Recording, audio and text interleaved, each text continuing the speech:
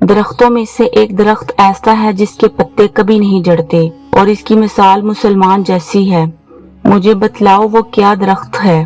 تو لوگ جنگلی درختوں کی سوچ میں پڑ گئے اور میرے دل میں آیا کہ میں بتلا دوں کہ وہ کھجور کا پیڑ ہے۔ عبداللہ کہتے ہیں کہ پھر مجھے شرم آ گئی اور میں چپ ہی رہا۔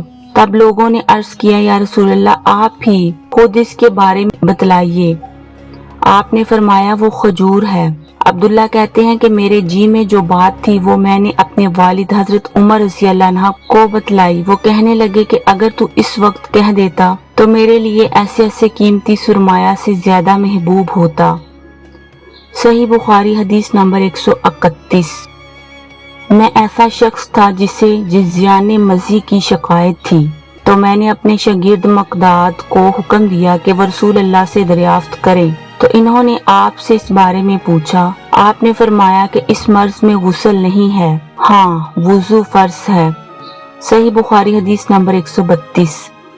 ایک مرتبہ ایک آدمی نے مسجد میں کھڑے ہو کر عرض کیا، یا رسول اللہ آپ ہمیں کس جگہ سے احرام باندھنے کا حکم دیتے ہیں؟ تو رسول اللہ نے فرمایا مدینے والے ذوالحلیفہ سے احرام باندھیں، اور اہل شام جحفہ سے، اور نجد والے قرن منازل سے۔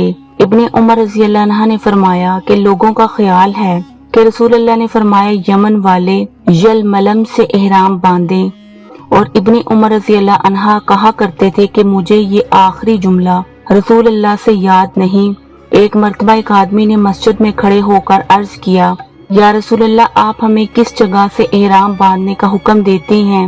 تو رسول اللہ نے فرمایا مدینہ والے ذوالحلیفہ سے احرام باندھیں، اور اہل شام جفا سے، اور نجد والے قرن منازل سے۔ ابن عمر نے فرمایا کہ لوگوں کا خیال ہے کہ رسول اللہ نے فرمایا کہ یمن والے یلملم سے احرام باندھے، اور ابن عمر کہا کرتے تھے کہ مجھے یہ آخری جملہ رسول اللہ سے یاد نہیں۔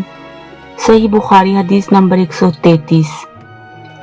ایک شخص نے آپ سے پوچھا کہ احرام باندھنے والے کو کیا پہننا چاہیے؟